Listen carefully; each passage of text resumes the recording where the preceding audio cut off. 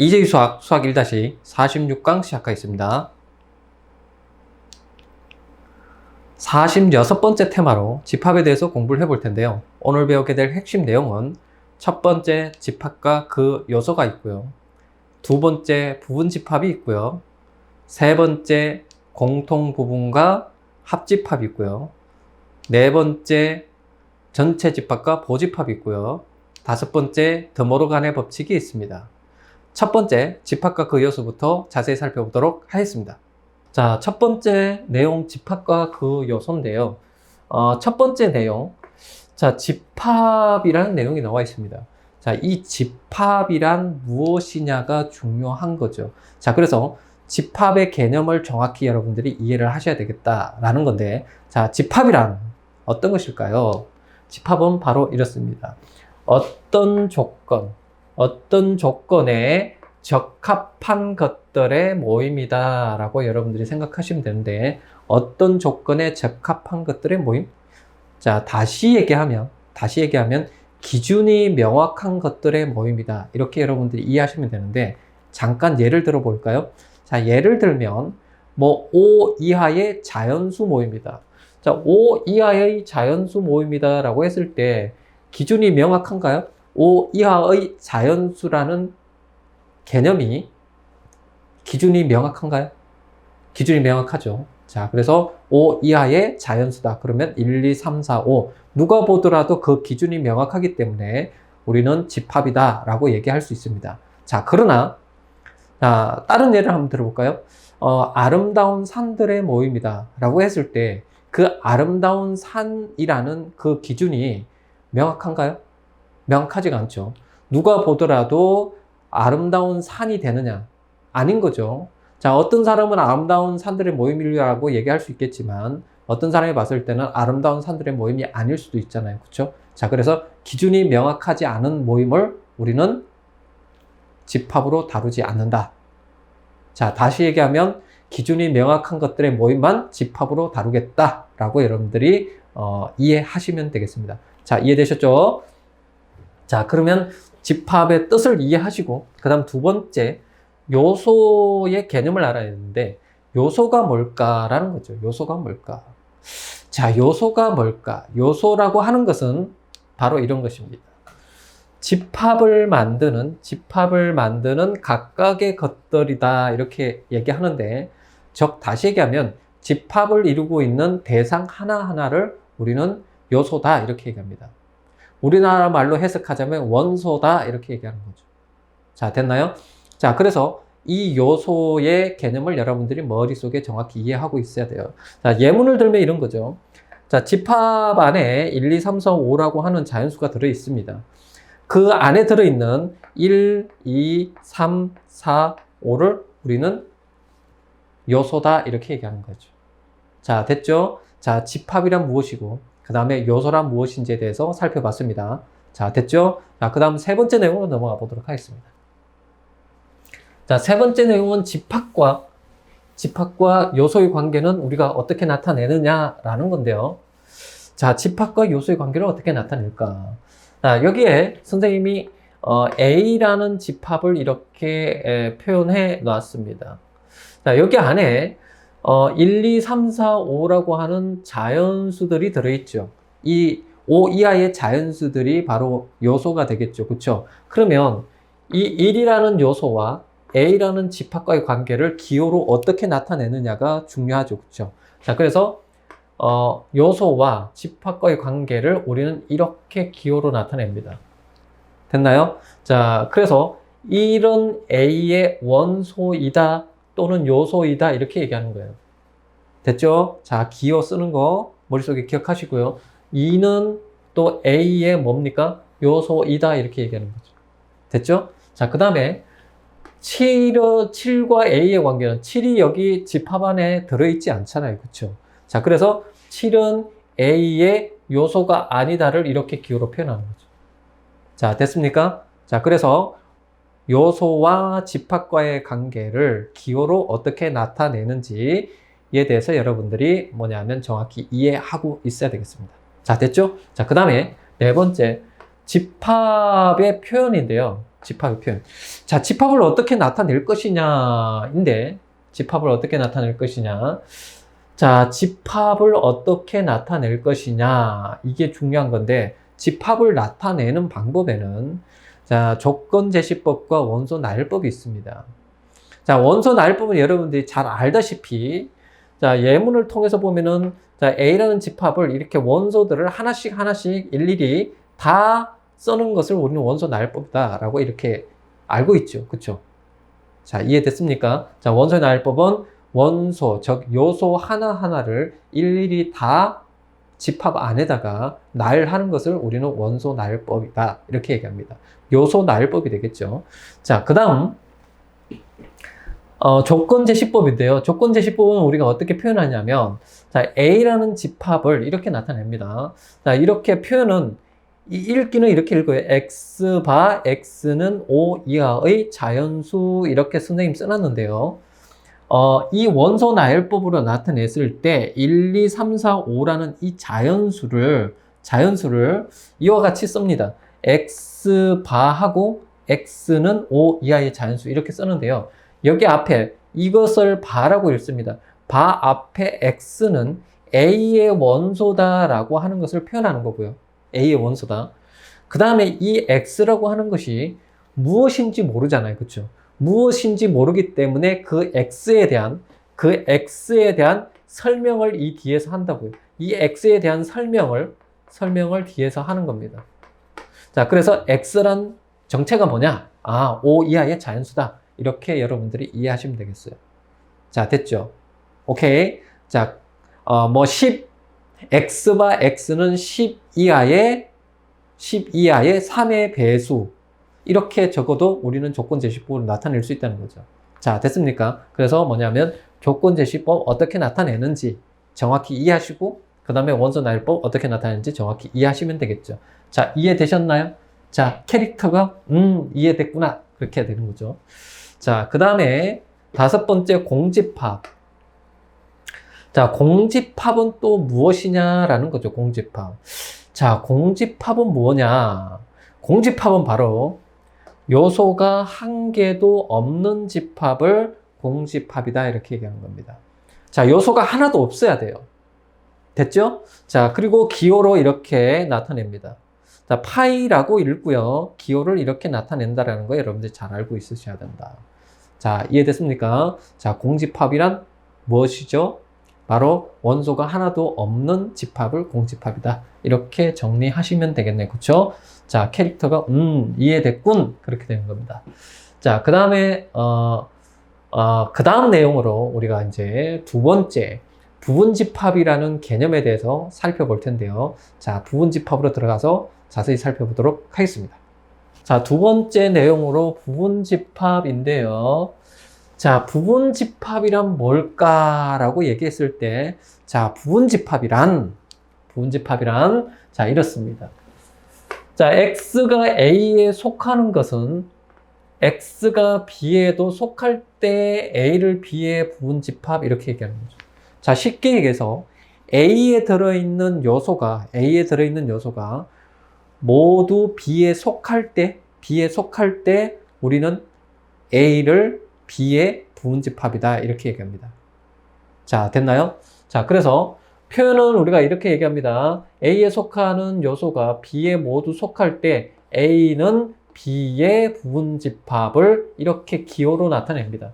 됐나요? 이렇게 기호로 나타내는 거예요. 자, A에 속하는 모든 원소가 B에 모두 속할 때 A는 B의 부분집합이다, 이렇게 얘기하는 거라고요. 자, 됐죠? 자, 이렇게 여러분들이 기본적인 내용들을 정확히 머릿속에 이해하고 기억하셔야 됩니다. 자, 예문을 하나 들어볼게요. 자, A는 1, 2라는 원소를 가지고 있죠. 자, B는 1, 2, 3이라는 원소를 가지고 있습니다. 그러면 A에 들어있는 요소 2라고 2가 B에 모두 들어있죠. 자, 그래서 우리는 뭐야?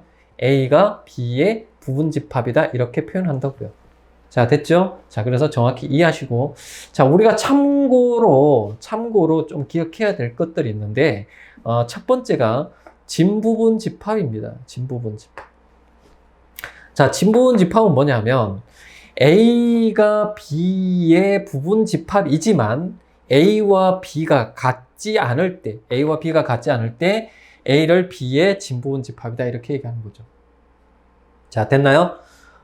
A가 B의 부분 집합이긴 하지만 같지는 않다. 됐죠? 이해됐습니까? 자, 선생님이 간단히 예를 한번 들어볼게요. 이런 얘기입니다. 자, A가 1하고 2라는 원소를 가지고 있는 집합이라고 해볼게요. 그러면 이거의 부분 집합들을 우리가 일일이 나타낼 수가 있어요. 1이라는 원소를 가지고 있는 집합, 2라는 원소를 가지고 있는 집합, 그 다음에 1하고 2를 동시에 가지고 있는 집합. 그 다음 또 뭐가 있을까요? 공집합 이렇게 있거든요. 그래서 자, A의 부분 집합들은 총 4개가 있는 거예요. 총 4개가 있는데, 얘네들이 다 부분 집합인데, 진부분 집합은 어떻게 되는 거냐 하면, 이 1하고 2는 1, 2를 가지고 있는 이 집합은 A와 같죠. 그렇기 때문에 얘를 제외한 나머지 부분 집합을 우리는 진부분 집합이다. 이렇게 얘기한다고요. 자, 이해됐습니까? 자, 이렇게 여러분들이 진부분 집합을 정확히 이해하시고, 그 다음에 또 참고로 알아둬야 될 것이, 자, 자기 자신은 자기 자신의 부분 집합이 될 수 있고요. 그 다음에 공집합은 모든 집합의 부분 집합이다라는 것까지 여러분들이 좀 잘 정리해 놓으실 필요가 있겠습니다. 자, 됐나요? 이렇게 참고해야 될 내용들도 여러분들이 좀 기억해 두시면 좋겠습니다. 자, 되셨죠? 자, 그러면 세 번째 내용인 공통부분과 합집합에 대해서 자세히 살펴보도록 하겠습니다. 자, 세 번째 내용으로 공통부분과 합집합인데요. 자, 첫 번째 공통부분이란 무엇일까입니다.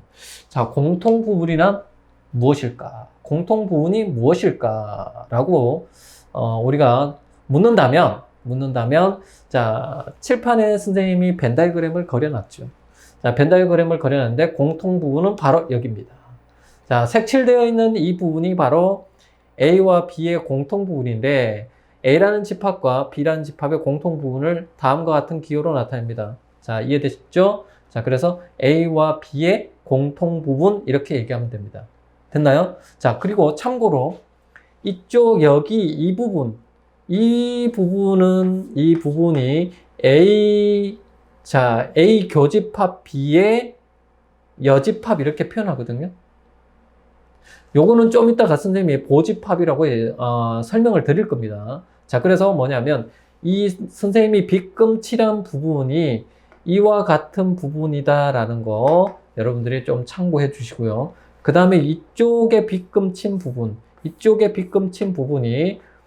B교집합, 그 다음에 A의 보집합 이렇게 되는 건데, 보집합에 대해서는 선생님이 조금 이따가 다시 설명할 겁니다. 자, 그래서 여기 위에 B라는 집합 위에 이렇게 바가 씌워져 있죠. A라는 집합 위에 바라는 것이 씌워져 있는데, 이것을 우리는 보집합, 일본 용어로 보집합이라고 얘기하고요. 한국 용어로는 여집합 이렇게 얘기합니다. 아시겠죠? 조금 이따가 보집합에 대해서 다시 설명드리도록 하겠습니다. 참고로 이렇게 나타낸다는 거 여러분들이 이쪽 빗금친 부분을 이렇게 나타내고 이쪽 빗금친 부분을 이렇게 나타낸다는 것을 참고상으로 여러분들 알아두시기 바랍니다. 자, 그래서 공통부분이란 뭐다? A와 B의 공통부분, 한국 용어로 교집합 이렇게 얘기합니다. 일본 용어로는 공통부분 이렇게 얘기하고요. 자, 그래서 예문을 한번 들어보도록 하겠습니다. 자, A라는 집합이 1, 2, 5라는 원소를 가지고 있고요. B라는 집합이 어떻습니까? 1, 2, 3이라는 원소를 갖고 있다라고 했을 때, 자, A와 B의 공통부분, 즉 겹치는 거, 1 겹치죠? 그 다음에 2 겹치죠? 그쵸? 자, 이렇게 공통부분을 쓸 수 있다라는 거 여러분들이 이해하시면 되겠습니다.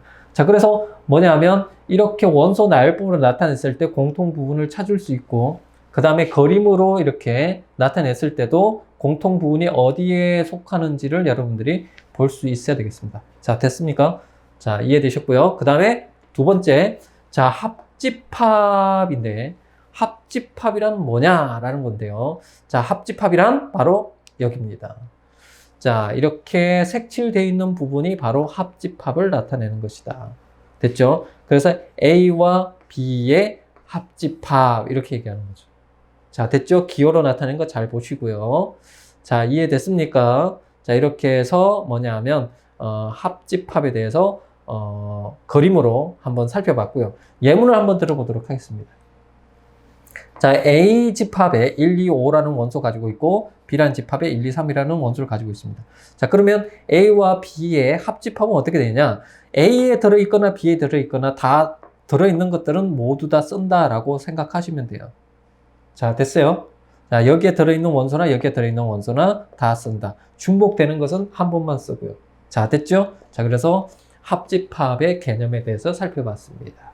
자, 그래서 공통 부분이란 무엇이고, 그 다음에 합집합이란 무엇인지에 대해서 여러분들이 기본적인 내용들을 정확히 이해하시고 머릿속에 기억해 두셔야 되겠습니다. 자, 아시겠죠? 그러면 네 번째 내용인 전체 집합과 보집합에 대해서 자세히 살펴보도록 하겠습니다. 자, 네 번째 전체 집합과 보집합인데요. 자, 전체 집합은 여러분들이 익히 다 알고 있는 내용일 겁니다. 그러니까 뭐 전체를 나타내는 집합이다 이렇게 생각하시면 되고요. 벤 다이그램을 나타냈을 때 이렇게 사각형 모양으로 해서 이 전체를 우리는 전체 집합이다 이렇게 얘기하고, 그 다음에 안에 선생님이 원 안에 A 집합이라고 이렇게 표현을 해놨는데, 자, 여기서 보집합이 뭐냐라는 거예요. 보집합. 자, 우리 한국 용어로는 이 보집합을 여집합이라고 얘기합니다. 여집합. 알았죠? 여집합. 그래서 기호를 나타낼 때, 일본 기호하고 우리나라 기호가 서로, 다르기 때문에 여러분들이 잘, 표현을 잘 이해하셔야 됩니다. 자, 보집합이란 자기 자신, A라는 자기 자신을 제외한 나머지 부분. 자, 이 빗금칠한 부분이 바로 A의 보집합이다 이렇게 생각하시면 돼요. A의 보집합. 그래서 표현을 자, 이렇게 바 A라고 이렇게 해놨죠. 됐습니까? 이 바라고 했습니다. 바 A라고 이렇게 해놨는데 이 녀석이 바로 자기 자신을 제외한 나머지 집합이다. 나머지 원소를 가지고 있는 집합이다. 이렇게 생각하시면 된다고요.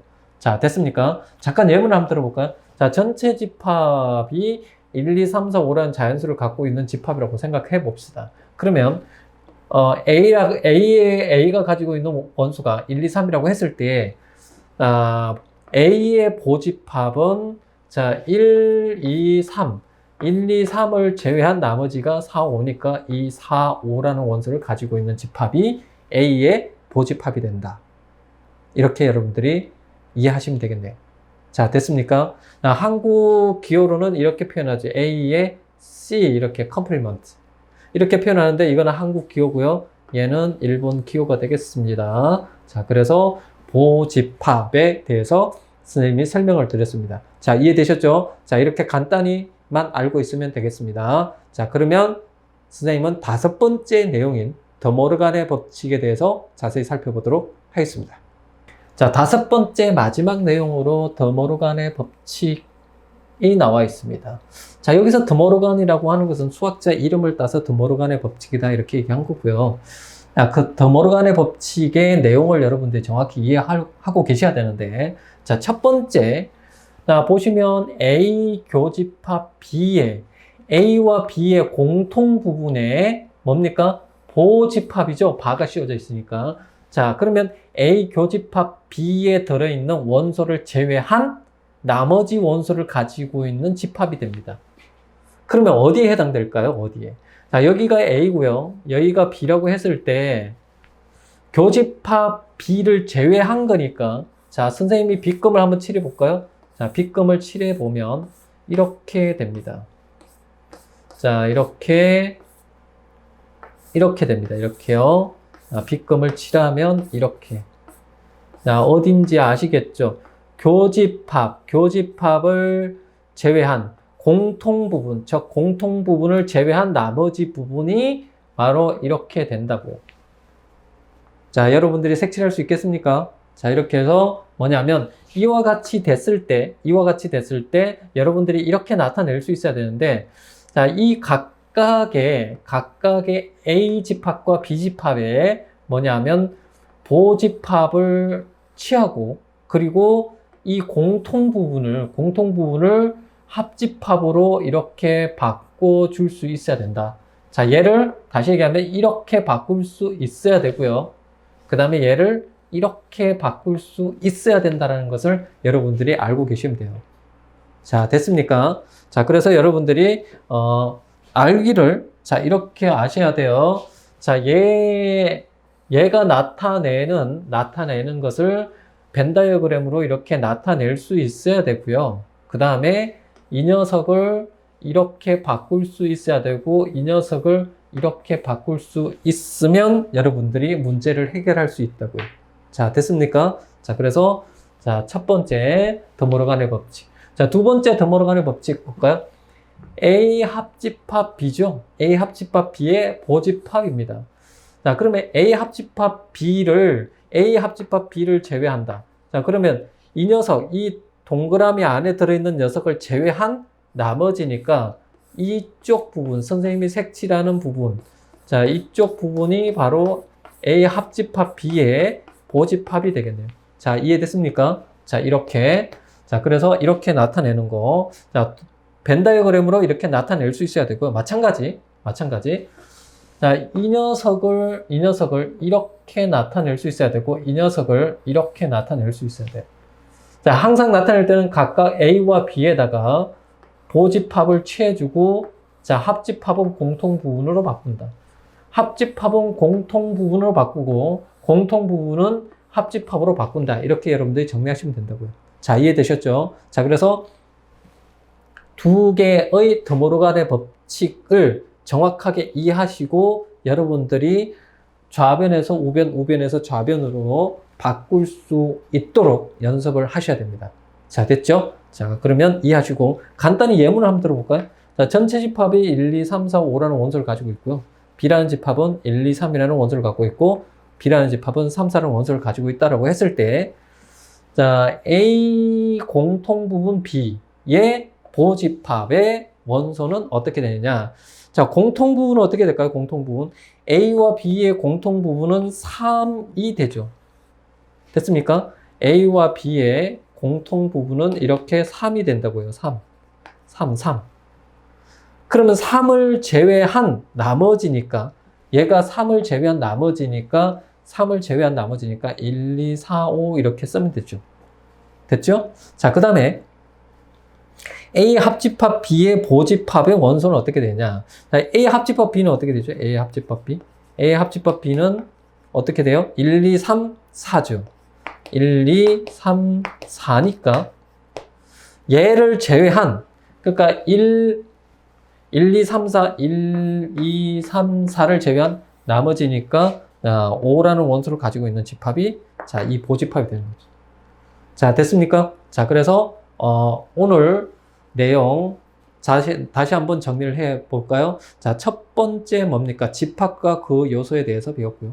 그 다음에 두 번째 부분집합에 대해서 배웠고, 세 번째 공통부분과 합집합에 대해서 배웠고요. 네 번째 전체 집합과 보집합에 대해서 배웠고, 다섯 번째 마지막으로 드모르간의 법칙에 대해서 배워봤습니다. 자, 여러분들이 기본적인 내용들을 정확히 이해하고 머릿속에 정리하는 게 중요합니다. 물론 어려운 문제를 푸는 것도 중요하긴 하지만 어려운 문제를 푸는 것보다는 기본적인 내용들을 잘 정리해 놓고 기본적인 문제들을 풀 수 있는 정도면 얼마든지 여러분들이 시험장에서 응용할 수 있다는 것을 명심하시기 바랍니다. 아시겠죠? 자, 그래서 이렇게 정리를 해봤고요. 선생님은 다음 시간에 더 좋은 강의로 또 찾아뵙도록 할 테니까 여러분들 주어진 시간 동안에 최선을 다해서 열심히 공부하시기 바랍니다. 자, 수고하셨습니다.